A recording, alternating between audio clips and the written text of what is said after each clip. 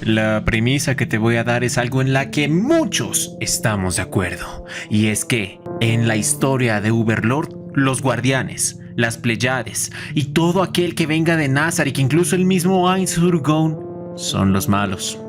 Miren, esta premisa es bastante discutible porque en la historia en donde se involucra guerras entre países, bondad y maldad es relativo. Desde el punto de vista del campesino a pie, su país es el bueno y los que están en guerra, sus enemigos, son los malos. Y esta premisa se transpone directamente a la historia del esqueleto. Desde su punto de vista, desde la perspectiva de la persona que fue teletransportada a otro mundo y está a cargo de estas personas, de estos monstruos, ellos son los buenos y el mundo que se atreve a alzarse en su contra son malos. Y desde el punto de vista de las personas que vivían en este mundo, ellos estaban en paz. Relativamente tendrían enemigos nacionales dependiendo en dónde hayan nacido, pero cuando llega una persona extranjera de este mundo para dominarlo, para crear su propio país, para imponer su voluntad sobre todos los demás, este invasor se considera el malo. Pero bueno, dejémonos de lado el pensamiento filosófico y vámonos con los hechos. Quien comete los mayores números de crímenes de guerra son los peores y a quien nosotros podríamos encasillar como los antagonistas de la historia. Miren, yo no voy a ponerme de parte de los humanos dentro de este mundo, pues ellos han cometido atrocidades a lo largo de la historia. Fueron los humanos quienes tenían el burdel de esclavos en donde Tsuare fue maltratada hasta el punto de casi asesinarla. Fueron los humanos quienes en su avaricia trataron de exterminar a la población plebeya simplemente porque no eran lo suficientemente útiles para la sociedad. Incluso fue la misma Renner, una humana, que vendió a su país para finalmente estar con la persona a quien ella amaba. No vamos a decir que los humanos originarios y nativos de este mundo son los héroes, pero Momonga no se queda atrás. Lo que hacen en Nazarick, sin duda alguna, puede ser encasillado como terrible, incluso peor que el de los humanos. Crean sus propias guerras para engañar a los demás humanos, forman falsos ídolos, manipulan al mundo desde las sombras para que así ellos se sometan a su voluntad. Alzan héroes falsos que supuestamente estarían de parte de la humanidad cuando en realidad son los mismos dirigentes de Nazarick quienes les dan esa falsa expectativa de seguridad. ¿Recuerdan en la película del Reino Santo cuando aparecen un montón de semi-humanos utilizando a niños como escudos en sus cuerpos para que no les ataquen? Pues eso fue idea de Demiurgos. Los ítems consumibles que utilizan los guardianes en Nazarick o sus tropas de a pie son generados a partir de los prisioneros de guerra que son capturados en la tumba. No se les permite morir, como dice la historia. La muerte es quizás la cosa más piadosa que puede ocurrir en la tumba. No, una vez estás en Nazarick, prepárate para que los no muertos te torturen hasta que su existencia no sea capaz de producir nada más. Ahora, vámonos a la escena del capítulo número 11 de la segunda temporada. Finalmente, los humanos deciden atacar a las personas que eran responsables del crimen dentro de un país. Invaden las 8 ubicaciones estratégicas que estos tenían bajo su custodia. Entre ellas encuentran a una de las sirvientas de batalla, quien, escúchenme bien, asesina a personas que simplemente estaban protegiendo la seguridad nacional porque le habían ensuciado la ropa. Desde el punto de vista de las personas que se encuentran en Nazarick, los humanos son insectos, quizás lo mismo que hormigas en la calle, y como tal les ofrecen ese valor. Miren ese caso curioso. Entoma una vez saqueó todos los tesoros del castillo en donde habían destrozado el cartel de las drogas. Podría irse, no tendría que quedarse, ahí ya no había nada más que hacer, solo devorar los cuerpos de las personas que aún seguían intactas. Pero en lugar de eso, escuchen bien, palabras de la novela, ella al presenciar los músculos de Gargaran, la aventurera de clase adamantita, decide quedarse para devorarla, pues nunca antes había probado una carne de una mujer tan musculosa y fuerte, bien preparada. En pocas palabras, ella decide juzgar la vida de las demás personas por meros caprichos. Igual lo hacen los humanos, pero al menos estos lo hacen de forma directa y sincera. Damas, caballeros, héroes de guerra, por favor sean bienvenidos a este emocionante video. El nombre de este servidor, el cual conocen muy bien, es el del viejo Mikael, y les trae las comparativas del capítulo número 11 de la serie de Overlord. Me tocó en dos partes, son muchas, más de la que me gustaría. Hoy saco una parte y mañana saco la otra del mismo capítulo. Así que, si te interesa mi hermano, por favor ponte cómodo, jala una soda, déjame invitarte, un buen abrazo y empecemos con número 1. El capítulo tiene una escena en donde se encuentra la principal dirigente de los 8 dedos que controla el mercado de las drogas. Esta mujer empezó siendo una prostituta de alta cuna, solamente ofreciéndole sus servicios a los nobles más exitosos de todo el país, y gracias a eso logró conseguir los contactos de cada uno de ellos para así empezar a imponer su propio imperio del placer. Esta mansión en donde ella fue secuestrada era el nicho en donde pasaban la mayor parte los nobles corruptos para disfrutar de los placeres de la carne y de las drogas. Si ellos buscaban mujeres bellas, ella se los proveía. Si buscaban entretenimiento de otra forma no tan común, ella se los proporcionaba. Si necesitaban un lugar en donde atacar a niños y cometer cualquier otro tipo de crimen que estaría prohibido por lo menos en 7 estados, ella lo ofrecería. Por eso esta mansión siempre estaba repleta, siempre habían guardias en todos los lugares y todas las habitaciones estaban llenas para ofrecerle entretenimiento a todos sus clientes. Esta misma mansión era su propio hogar. Por eso, esa noche, cuando Entoma atacó, sintió algo de miedo. Sinceramente, ella se sentía muy incómoda porque en esta mansión siempre había ruido, siempre habían personas riéndose o otros gritando. Por eso, este silencio absoluto la incomodaba. No le molestaba que hubiera tranquilidad, pero sencillamente podía percibir un vacío entre los pasillos, como si de repente todas las existencias de este lugar hubieran sido arrancadas. Su instinto le decía que era peligroso. Aunque estaba en bata de baño, ese mismo instinto le ayudó a sobrevivir en muchas penurias antes de llegar hasta esta posición. Ese mismo instinto le estaba diciendo que tenía que escapar lo más rápido posible. Entonces ella va directamente a la salida de emergencia que estaba en lo más profundo del corredor. Sabía que algo estaba aquí y si simplemente eran sus nervios, pues volvería a la mañana siguiente. Pero no pudo tener esa oportunidad. Curiosamente, ahí estaba Mare, quien la esperaba al fondo del pasillo, pues ésta sabía que un pasadizo oculto solamente sería utilizado por quienes eran los más importantes en cuestión, y si ella esperaba al final, ahí encontraría a la persona a quien estaba buscando.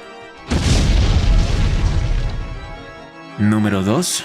Una vez esta mujer encuentra a Mare, gracias a toda la vida que había llevado hasta el momento, a toda su experiencia, fue capaz de detectar que este muchacho era un niño vestido de una niña, y cuando lo apreció, pensó en sus posibilidades que a lo mejor la persona en cuestión era un esclavo de alguno de los nobles que lo hubiera visitado, pero ella no recordaba en el día de hoy que alguien viniera con un esclavo tan excéntrico o extravagante.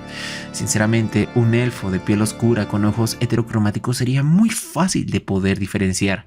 Por eso ella llegó a la natural conclusión de que este muchacho acababa de ingresar, y esto le daba aún más preocupaciones. Número 3. Antes de que Mare le rompiera las piernas a esta mujer y se acercara a arrastrarla del cabello para llevársela a Nazarick, resulta de que había un pequeño detalle que no se contó, y es que esta mujer al darse cuenta de la presencia de Entoma sintió bastante miedo y pensó que este muchacho realmente sería la clave para poder escapar con vida. Estaba orgullosa de su cuerpo y de su belleza, sin duda alguna era algo de lo cual podía presumir. Por eso trató de seducir a este muchacho. Se acercó, le tocó la entrepierna, se quitó la sábana de su propio cuerpo para mostrarle su pecho para así generar algo. Así fuera un niño, estaba seguro y confiaba que sería capaz de seducirlo. Pero mientras lo intentaba, Mare no tenía la más mínima reacción. Puso una sonrisa, podríamos decirle, o más bien una expresión de qué carajos está haciendo esta mujer, para después romperle una pierna con su bastón. Claro, esta mujer trató de defenderse en un instante. Ella tenía el tatuaje de una serpiente clavado en su pecho. Ella, al decir un comando, la serpiente cobraba vida y atacaba a la persona en cuestión, pero esta misma, al momento de tocar la piel de Mare, desapareció, como si su magia hubiera sido nulificada. Número 4. ¿Cuál era el trabajo de Entoma una vez se devoraran a todas las personas de este conjunto y se llevaran a los objetos más importantes? Como Dios dice, robar. Nazarick, a pesar de que tiene una fortuna inmensa proveniente de Yggdrasil, ellos no tienen dinero de este mundo. Momón estaba sufriendo bastante por eso. Por lo mismo, al ir a asaltar el dominio de un noble bastante adinerado, no lo pensó dos veces antes de vaciarle las arcas, llevarse todas las monedas de oro, objetos de valor que pudieran ser vendidos en el mercado negro. Era la oportunidad de oro y no la iban a dejar pasar. Número 5. Entoma es un insecto con gustos bastante curiosos por la carne humana. Desde que empezó a estar en el servicio de Heinz, a esta se le prohibió devorar a humanos de forma indiscriminada. Curiosamente, sí tuvo la oportunidad de disfrutar su carne en el momento en el que el hechicero Momonga se enfrentó a los caballeros de la teocracia Slade y después los trasladó a la tumba para iniciar sus experimentos.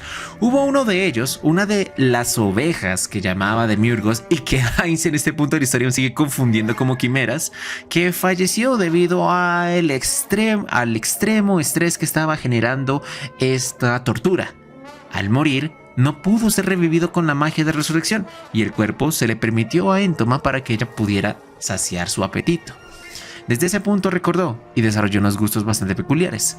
A ella le encantaba la carne de las mujeres, pero principalmente su grasa. La parte del pecho y los glúteos eran sus mejores sectores en los que le encantaba disfrutar. Los niños tenían un sabor más concentrado, tenían poca carne, pero era como disfrutar de una ternera, suaves, blandos, jugosos. Aunque sin duda alguna, lo que más le encantaba era la carne de los varones musculosos, los fibras. Los músculos bien trabajados y templados tenían un sabor bastante férreo. Era como probar un bistec de carne. Así es como ella lo mencionaba. Bastante cruel desde el punto de vista de la persona que lo lee. Número 6. Con base a la anterior, cuando Entoma vio a Gargaran, ese cuerpo le pareció suculento y delicioso. Tenía lo mejor que apreciaba de los seres humanos, el género de mujer, la grasa que tanto le encantaba, tanto de los pechos como de los glúteos, además de un cuerpo increíblemente templado y trabajado que reforzaba una fuerza inquebrantable, principal característica de los hombres. Entonces ella, con solo verla, fue lo que más la impulsó a no perdonar ni siquiera el mero hecho de haberla ensuciado con un gramo de tierra en su ropa. No, eso fue pura paja. Ella lo que quería era devorar a esta mujer. Número 17. Hay un momento en el que Gargaran empieza la batalla contra Entoma y lanza una ráfaga de golpes que ella bloquea fácilmente con el escudo. La novela lo describe muy bien. Esos golpes era su técnica definitiva y final, una combinación de varias artes marciales que generan golpes atronadores y aplastantes que destinan a su oponente a convertirse en carne picada. Todos y cada uno de ellos fue desviado, demostrándole así la superioridad física de su enemigo, y sabría que en una batalla 1 versus 1 no tendría posibilidades de victoria. Número 8. Cuando Entoma vio que Gargaran tenía refuerzos y Tia apareció, retrocedió por precaución, ya que los ninjas dentro del mundo de Yggdrasil solamente podían alcanzar esta clase siempre y cuando lograran el nivel 70. Y esto era muy superior al poder de combate que en este momento ella poseía. La sirvienta tenía una fuerza aproximada de nivel 39. Sin duda alguna era una fuerza muy similar a la de Brain Anglos cuando se enfrentó en su última batalla contra Cocytus. Una fortaleza que no es para nada despreciable. Incluso para los humanos de este mundo, ella estaría dentro del reino de los héroes. Número 9. Jutsu Multiclones de Sombra. Resulta que esta habilidad que tiene en presencia Tia es, por así decirlo, bastante compleja. Es muy igual a la de Naruto. Ella dispersa su poder en formas equitativas según el número de clones que activara, y en esta oportunidad partió su fuerza a la mitad. Cada una de ellas podía enfrentarse a una de las invocaciones que Entoma había evocado, pero aún así las lograban vencer con extremada dificultad mientras Gargaran estaba manteniéndola ocupada en primera fila. No obstante, a pesar de que eran dos, no podían vencerlas. Número 10. El escudo de Adamantita es la mejor carta del triunfo que tenía Tia. Era algo con increíble resistencia y durabilidad. Cuando Entoma utilizó hormigas bala en una metralleta, estas tenían la capacidad de atravesar el acero con bastante facilidad, pero jamás esperaron encontrarse con un bloque de Adamantita y era su carta final. Cuando fue destruida, ella se sintió bastante decepcionada por el hecho de utilizar su recurso de emergencia y que este solamente pudiera bloquear un ataque antes de partirse en pedazos. Número 11. Cuando Entoman cambia la espada insecto por ese 100 pies que empezó a atacar como si fuera un látigo, Gargaran casi pierde la cabeza. Resulta de que el movimiento era demasiado veloz. Sabía de que los movimientos en la base no eran tan rápidos, pero en la punta alcanzaría a romper la velocidad del sonido. Por eso, cuando era ninja, activando su habilidad pasiva de detector de peligro, sintió de que su amiga estaba en problemas, lanzó una roca explosiva para que ella saliera a volar lejos del radio en donde esta espada o donde este látigo iba a azotar. De no ser por esa explosión, dice la novela, Gargaran hubiera perdido la cabeza. Número 12. Tia quedó muy limpia después de enfrentarse a Entoma. Según se dice en la novela, cuando Gargaran fue atrapada por este 100 pies, ella recibió bastante daño que atronó su cuerpo y lo dejó en una pésima condición. Las aves eléctricas empezaron a calcinar su piel y dañaron bastantes órganos internos. Las dagas laceraron su piel mostrando incluso sus huesos y la explosión que le dio al final incluso la noqueó. Su estado era deplorable, básicamente a puertas de la muerte, y ella, después de esta batalla, casi no le quedaban fuerzas a pesar de utilizar todos los ítems curativos y magias que tenía a su disposición. Pero aún así, de no ser por la intervención de Evil Eyes y su conjuro Revive, ella no podría haber vuelto a ponerse de pie. Número 13. Ice Lancer es una técnica de nivel 4. Y resulta que al lanzarla, ella estaba demostrando su dominio de la magia, una oponente que no debería ser tomada con tanta ligera, mientras que, recordemos, en este mundo se consideraba como genios aquellos que alcanzaban la magia de nivel 3, aquellos que utilizaban magia de nivel 4 como si fueran las básicas que lanzaban, serían los que estaban en el terreno de las leyendas, en la forja de los más fuertes y poderosos. Número 14. Vemos que Evil Eye, cuando conoce directamente a Entoma, le da asco, repulsión. ¿Cómo mierda se le ocurre a una persona poner a un insecto con traje de sirvienta? Me da náuseas, declaró. Esto hizo que Entoma se enojara muchísimo y no pudiera utilizar la voz tan tierna que solía evocar a las demás personas. La razón era sencilla. Se sintió ofendida no por ella, sino por los gustos de su creador, por la persona quien había fabricado a todas las Pléyades, ese artista que había dedicado bastantes horas de su vida en diseñar cada uno de sus detalles. Número 15. Miren, las moscas devoradores era la técnica secreta que Entoma no quería utilizar en la batalla y no las activó sino hasta que se dio cuenta de que la batalla iba a ser bastante cruda. La razón, las moscas devoradoras de carne fue lo que utilizó para silenciar el palacio en donde secuestraron a la principal dueña del cartel de las drogas. Las moscas atacan en conjunto a los humanos y devoran su carne de manera instantánea al punto que ni siquiera tienen el tiempo suficiente ni para gritar o correr. Desde la perspectiva de ella, utilizar esto no le agradaba porque no dejaría cuerpos para devorar, y si dejaba un poco de carne estaría en un estado bastante pésimo porque tendría larvas de moscas dentro de ellas y sinceramente no le gustaba ese sabor. Por eso trataba de no usarlo en este combate para disfrutar la carne de sus enemigos, pero al ver que había un mago de alto nivel justo delante de ella no podría darse el lujo de conservarlos frescos, entre comillas. Por eso activó la horda pensando que Evil Eye sería devorada en cuestión de segundos una vez las moscas la tocaran. Número 16. Miren, Evil Eye es quizás una de las criaturas más antiguas de este mundo. Tiene 250 años. Y cuando ella tenía 50 años, participó en la subyugación del rey demonio de los insectos, una entidad que causó bastante problemas a la humanidad en esa época. Su principal inconveniente era tratar de enfrentar a sus lacayos, a sus moscas, y esta, al percatarse de que su enemigo tenía habilidades muy similares, supo que no iba a perder, porque en el pasado ella había desarrollado estrategias y magias específicamente enfocadas para derrotar a personas que tuvieran estas características. La magia insecticida es algo que ella desarrolló y solamente ella puede utilizar. También conocía perfectamente que los monstruos de tipo insectoides que tenían a su disposición la invocación de bastantes monstruos son inmunes a muchos tipos de magias con excepción del insecticida y del ácido. Número 17. Entoma tiene muchísimas resistencias para enfrentarse a prácticamente lo que sea que esté delante de ella. Una de estas es resistencia a la parálisis, pero es una resistencia, no una nulificación. Por lo tanto, tiene un ligero efecto en ella en los primeros segundos, efecto que la ninja aprovechó para utilizar.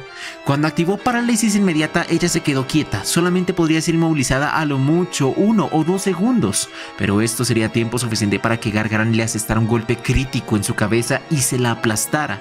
El impacto fue fuerte, fue letal, pero esa corteza, esas escamas, esa coraza que rodeaba a ese insecto, sumado a esa armadura que era un simple vestido de sirvienta que estaba fabricado, se presumía, con algún tipo de material legendario, le pudo ayudar a sobrevivir. ¿De qué estaba exactamente fabricado ese vestido de combate? No tenían idea, pero sí sabían que era más duro que la adamantina. El mazo de ella tenía ese material en el recubrimiento superior y aún así no fue capaz de romperlo.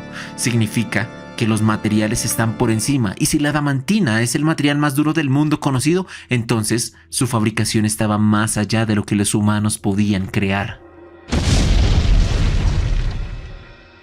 Número 17. La batalla que tuvieron contra Entoma fue sinceramente brutal y violenta. Ganaron porque Evilite, en lugar de decidir pelear sola, ella reconocía de que su fuerza individual puede que sea superior a la de su oponente, pero si la enfrentara sola tendría que sacrificar muchas cosas, incluso extremidades de ser necesario. Optó por seguir la estrategia de luchar junto a sus compañeras. Este fragmento se describe así: cuando ella se dio cuenta que tenía una vanguardia y un DPS, una sonrisa se formó en su rostro, porque no estaba peleando sola, estaba peleando junto a sus compañeras de batalla, y esto le daba confianza. Sentía que si colaboraban juntos, eventualmente la podrían vencer, y así fue. Evilite tenía los conocimientos necesarios para enfrentar a monstruos que tenían estas características, estas habilidades, y podía trabajar en perfecta coordinación con sus compañeras, lo cual inevitablemente llegó a la derrota de Entoma, principalmente por la colaboración de sus enemigos, y también porque estos mismos conocían sus principales debilidades, aun si esta les sacaba niveles de diferencia. Y miren, curiosamente, después de la batalla ellos perdieron muchísimos ítems, muchos consumibles. Básicamente habían cargado una deuda increíblemente alta en esta batalla, teniendo en cuenta los pergaminos, las pociones y todos los objetos que se perdieron en el combate. Número 19. Apareció Demiurgos, o más bien Yaldabaoth. Cuando Evilite lo presenció, se dio cuenta que no era una entidad con la cual se pudiera ganar, porque había sentido en el pasado a alguien con un poder similar. Ella recordó inmediatamente al dragón de platino, la entidad más poderosa de este mundo. En una oportunidad ella tuvo la oportunidad, valga la redundancia, de conocerlo, y al ver a este demonio se dio cuenta que era igual, se dio cuenta que su poder era similar, y de la misma forma supo que la única entidad en este mundo capaz de vencerlo sería, por lo menos, el mismo dragón de platino. Número 20. Miren, resulta que cuando Yaldabaoth, o sea Demiurgos, atacó con un muro de llamas espectrales a las chicas que estaban tratando de escapar, sus cuerpos no se quemaron. Esta magia estaba enfocada única y exclusivamente en calcinar las almas de sus objetivos. Los cuerpos quedaron inmaculados, sin ni un solo rastro de una quemadura en su piel, pero aún así habían muerto debido a la naturaleza de esta magia. Número 21. En la batalla contra Demiurgos, Evelite ya no le quedaba magia, ella lo reconocía, estaba casi en las últimas. Por eso, abandonó la idea de lanzar hechizos en contra de este demonio y optó por el combate cuerpo a cuerpo. Reunió el mana que le quedaba en sus extremidades para potenciar sus puños y tratar de lastimarlo con daño físico. Pero aquí, ella recibe un contragolpe de una mano de Yaldabaoth que se convierte en la de un monstruo gigante. Aquí está activa una magia que se llama Transfer Magic. ¿Esto qué hacía? Creaba una inversión. Su vida se convertía en magia y su magia se convertía en vida. Por lo tanto, todo el daño físico y mágico que ella recibiera en este instante mientras el aura estuviera activado dañaría únicamente su poder mágico. Y si ella activara algún hechizo, este lastimaría su cuerpo. Número 22. Miren, Evelite la tenía clara.